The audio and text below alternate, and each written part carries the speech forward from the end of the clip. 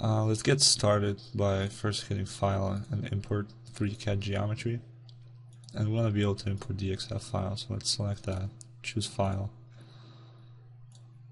And now, wherever we saved our export from a previous tutorial, this is where we want to go. Open it up, and we see it brought in 4 different layers from the Revit file.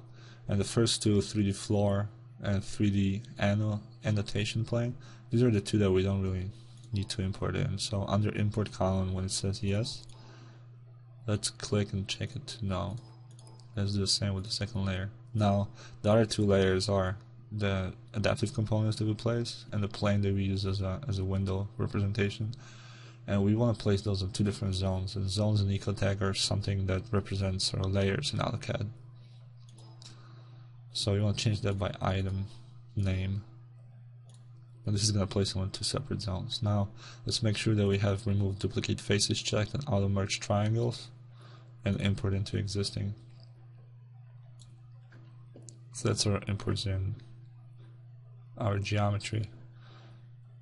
So if you go to layer management, zone management, and hide the geometry, the shading geometry, and select this plane, what we want to do is actually subdivide it to create sort of more, so create a grid on top of it that's going to be analyzed later.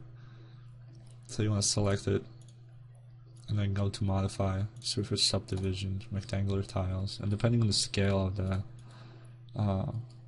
you want to use anywhere between a 5, and 1,000. The lesser the number, the smaller the number, the more subdivisions they're going to be, and it's going to take more to analyze that. So for the purpose of this tutorial, I'm just going to use 5. That's going to give us a pretty refined grid. Check only generate full instances and hit OK. So as you notice, this creates this subdivision on top of the plane, and it's a pretty refined subdivision. Another important thing to do before we do the analysis, just select the entire thing, all the small rectangles, and go to display and show surface normals. And it's not really clearly visible, but all the arrows sort of showed up from each rectangle, and they're all pointing out sort of away from where the shading devices are.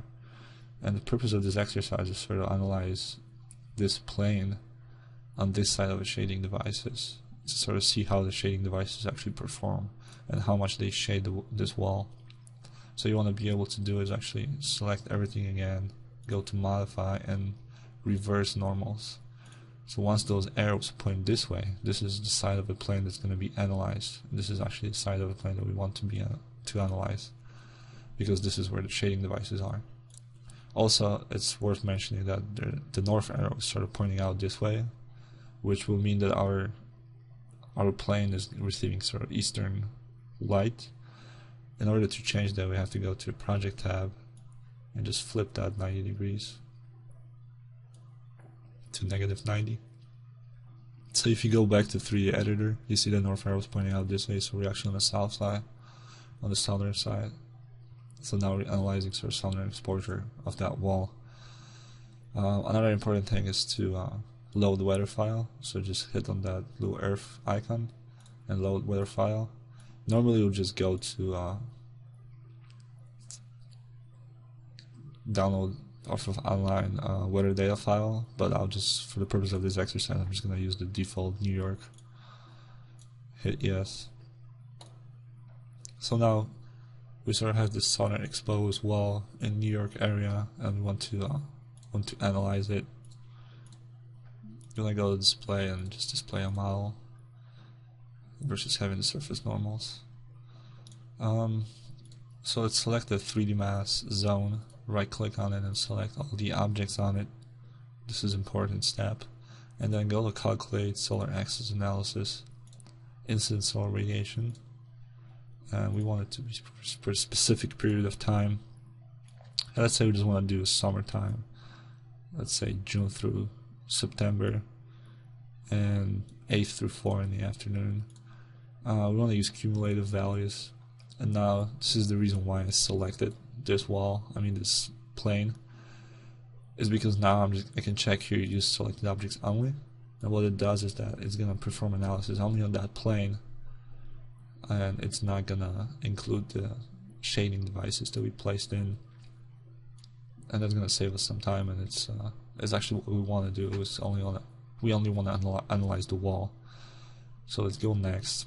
I want to perform detailed shading calculation, and the fastest method is to do low, and then the lowest angle 15 degrees. And what that means is that it's only going to shoot one ray of light into each one of the rectangles. And you can check store results for later use and then save the file, so you won't have to redo this detailed analysis later. So if, for example, you start changing the shading devices around, but the wall remains the same, so you want to save that analysis. It's going to save you a lot of time, and then later on you can just sort of switch the shading devices out, put the new ones in, perform the analysis, and it's going to be a much quicker process. So this is sort of review window. Everything's okay how we want it. Hit OK. Now this is the progress bar here on the bottom. It's moving pretty fast. It's probably gonna take about 20 minutes to do this analysis. It's relatively fast compared to some bigger projects that you'll be working on and doing some analysis on it. So let's come back to this when it's done. Alright, so once the analysis is complete, we can just switch back to Visualize tab, and you probably notice that this sort of grid is pretty big. So you want to do is go down here and hit Fit the Grid. Fit the grid to the object.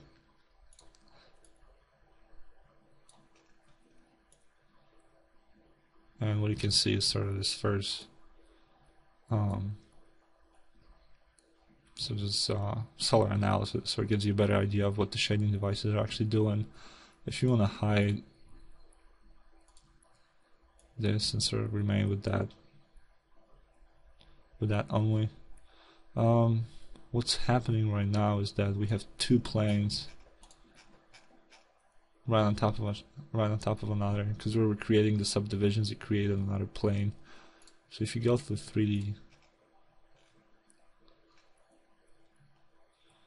object and switch to top view,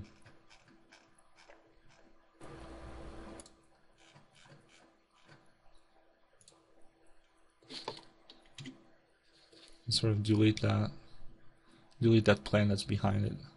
It's gonna make it a little bit easier to see. It's not gonna flicker so much. Exactly. So there it is. You can see some analysis. It's getting sort of this uniform amount of light, with some places when those shading devices sort of curl away, it sort of gets more. When they spaced out a little bit more, it sort of gets more of this bluish color.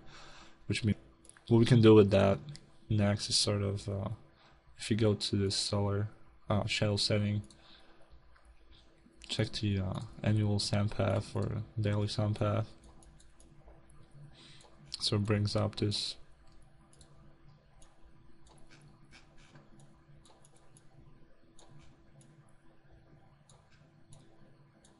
sand path diagram, and from that on we can just go to File and Export into an image/screenshot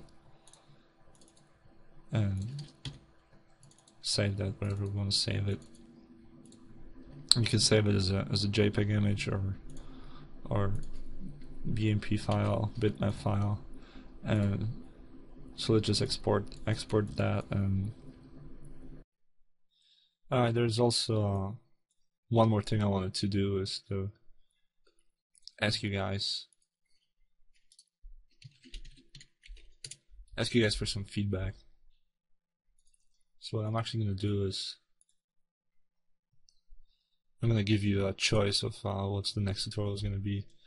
So if you go to my website archi-lab.net and under BIM models, the first image is this sort of sine curve driven form, and I was thinking I'll do either that movie or sort of number 2 image in that gallery is sort of this Revit panel that has this capability built in when it can sort of open up and close up, and I'm showing it as a chandelier. So basically, just make comments on my YouTube video and let me know which one of the two you guys prefer for the next week or two tutorial. Thanks a lot, and stay tuned.